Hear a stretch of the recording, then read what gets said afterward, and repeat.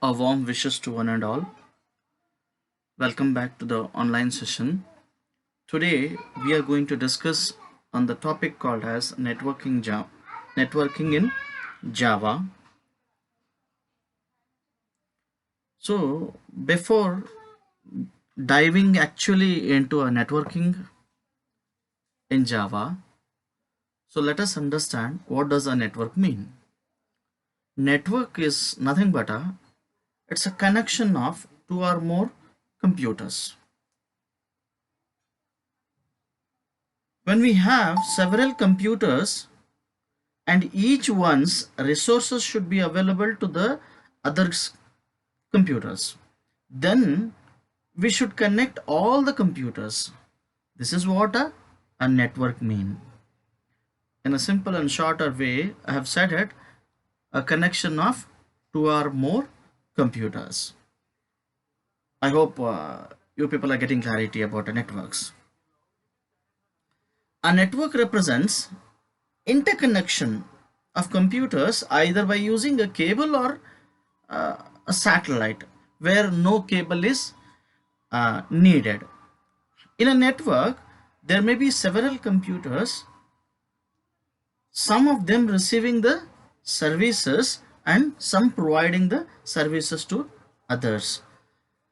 The computers which receives services is called client, and the computers which provides the services is called a server. Remember, some clients will act as servers and some servers will act as clients. See, while we are discussing about this networks, there are three major requirements to establish a network. One is a hardware, another one is a software, and next one is a protocol. What does a hardware mean? I hope we might have learned it from the past first semester itself. So hardware, which includes the computers, cables, modems, hub, nothing but which are physical parts of the computers, or peripherals of the computers are nothing but a hardware, which we can sense it. That is touchable things related to a computers are nothing but a hardware. And what does software mean? Which includes programs to communicate between servers and clients, and a protocol. This is very important. Protocol represents a way to establish connections and helps in sending and receiving data in a standard form. So a protocol plays a major role in networking. So what does a protocol means? Protocol is nothing but a set of rules, nothing but a protocol. These are the three major requirements which we required to establish a network. So in network, a concept is very important. I might have discussed at the time of networking for the computer science students. Maybe the OSI layer, a standard OSI standard layer, and a TCP IP protocol. So just a bit we discuss on TCP IP protocol. A protocol represents a set of rules to be followed by every computer on the network. As I have said it while discussing the requirements to establish a network. So protocol represents a set of rules to be followed by the computers in which are the computers which are connected in the network. The protocol is useful to physically move data from one place to another place on the network. So TCP stands for Transmission Control Protocol, and an IP stands for Internet Protocol. Is a standard protocol model used on any network including internet. TCP IP model has got 5 layers. The first one, application layer, TCP layer, IP layer, data link layer, and physical layer. This TCP IP model has 5 layers. As I've named it, the first one is, I repeat, application layer, TCP layer, IP layer, data link layer, physical layer. Application layer is the topmost layer of the TCP IP model that directly interacts with an application. You could this is the topmost layer we call it as, and which is going to directly interact with the with an application through which we are able to communicate. So this layer receives data from the application and formats the data accordingly. Then it sends that data to the next layer called TCP layer in the form of continuous stream of bytes. So what application layer does it here? It once it has done its task, and it again sends the data onto the next layer called as a TCP in the form of continuous stream of bytes. So the TCP, upon receiving the data from application layer, will divide this stream of bytes into a small segments. These segments called as packets. A packet contains a group of bytes of data. These packets are then sent to the next IP layer. IP layer inserts the packets into envelopes called frames. Each frame contains a packet, IP address of the destination computer as well as the source computer, and some additional bits useful in error detection and correction. These frames are then sent to data link layer, which dispatches them to correct destination computer on the network. The last layer, which is called the physical layer, which is used to physically transmit data on the network using the appropriate hardware. I hope you are understanding it. Of course, to send data from one place to another place, first of all, the computers should be correctly identified on the network. This is done with the help of IP address. An IP address is a unique identification number given to every computer on the network. It contains 4 integer numbers in the ranges of 0 to 255, separated by a dot. An example, I could take it as 22.248.113.15. This IP address may represent, for example, a website of a server machine on a internet. An example, www.xyz.com. I hope you are getting understood. Now you may have a doubt, what is an IP address is all about. An IP address is a unique identification number allotted to every computer on the network or an internet. IP address contains some bytes which identify the network and actually computers which are inside the network. And you may have one more doubt, what does a DNS? DNS is nothing but a domain naming service. Is a service on the internet that maps the IP addresses with corresponding website names. And let us look at into the some of the terminologies which are used in the networks, so that by understanding all these terminologies and the concepts, which may helps us to write some of the programs in Java, like server and client applications, one-way communications or two-way communications, to know what is a website which we are using it, and what is the IP address of the particular network, website. So all such informations, in order to know it, let us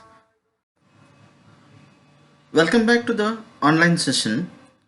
Let us continue the concepts of networking in Java.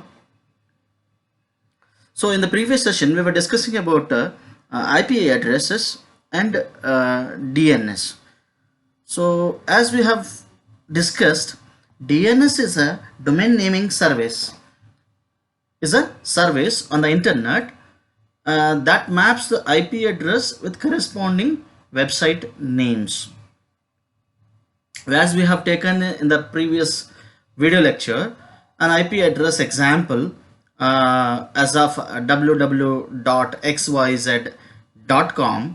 So when we type an IP address in numeric form, that number is mapped to the website automatically. This mapping service is available on internet, which is called as DNS itself. I hope you're understanding. So on internet, IP address of 4 bytes are used, and this version is called IPv4. The next version of IP address is IPv6, which uses 16 bytes to identify a computer uniquely, which is there on the internet. So TCP IP takes care of number of bits sent and whether all the bits are received duly by the destination computer or not. So it is called connection oriented reliable protocol. Every transmitted bit is accountable in this protocol. That is connection oriented reliable protocol. That is what we say is TCP IP. Hence, this protocol is highly suitable for transporting data reliably on a network. Almost all the protocols on the internet uses TCP IP model internally. And one more protocol we have it in the network, HTTP. Probably you people might have seen it in URL bar while typing any website address, that is IP address. HTTP stands for Hypertext Transfer Protocol, and it is the most widely used protocol on internet, which is used to transfer web pages, that is .html files, from one computer to another computer on internet. And one more protocol we have as FTP.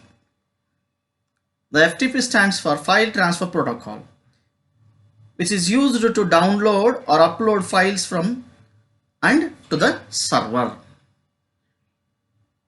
And one more protocol we have is SMTP, which stands for Simple Mail Transfer Protocol, which is useful to send mails on internet.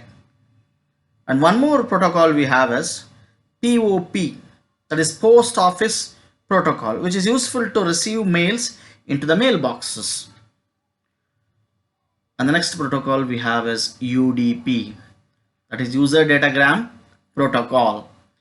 UDP is another protocol that transfers data in a connectionless and unreliable manner. As we have discussed, TCP IP is a connection oriented reliable protocol, where in case of User Datagram Protocol, which is nothing but a UDP, which is connectionless and unreliable protocol. It will not check how many bits are sent or how many bits are actually received at the other end. During transmission of data, there may be loss of some bits. Hence, UDP is used to send images, audio files, and video files. Even some bits are lost, still the images or audio files can be composed with a slight variation that will not disturb the original image or even a audio. And the next concept, socket. Socket, it is possible to establish a logical connecting point between a server and a client so that the communication can be done through that point.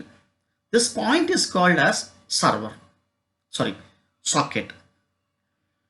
Hopefully you're getting it. Socket, uh, probably to connect between server and a client. The point what we call it as a socket itself. In a simple term, we can call it a socket as a point of connection between a server and a client on a network. So in the network, each socket is given an identification number which is called port number.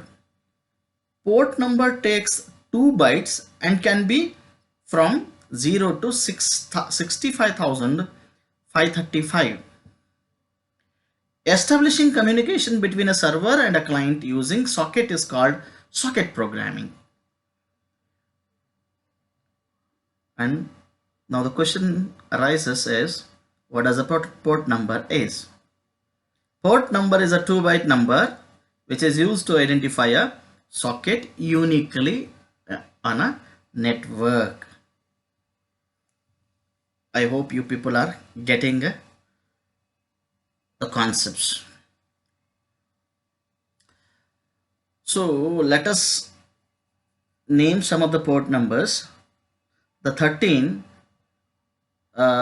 in an application we say it is a data and time services, the port number is 13.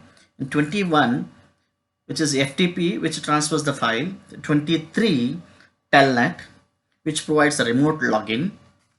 25, SMTP, which delivers mails, like that, and so on and so forth. We have port numbers. Now we are going to look at a small program through which we can understand while we pass at the runtime, we pass an URL through which we are going to know what is the website, what is the protocol, and what type of file it consists, what is the port number and a path and other information about that URL. You may have a question or a doubt, what does URL stands for? URL is nothing but a uniform resource locator that represents the address that is specified to access some information or resources on internet. Nothing but a URL is.